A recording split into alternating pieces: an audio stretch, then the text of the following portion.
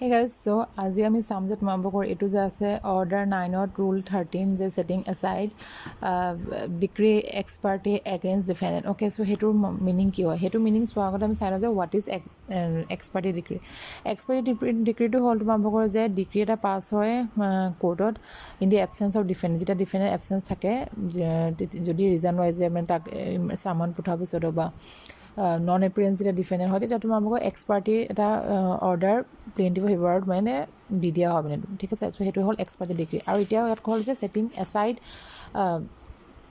এক্সপাৰ্টি degree order 9 rule 13 okay so হেতু মানে কি হেতু তোমালোকক কেতিয়া এক্সপাৰ্টি ডিগ্ৰীটো তোমালোকক এসাইড কৰি দিয়া হয় যদিহে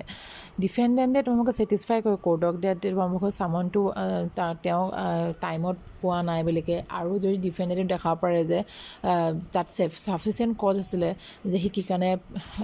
কোৰ্টৰ আগত এপিয়াৰ হ'ব নোৱাৰিলে তেতিয়া হ'লে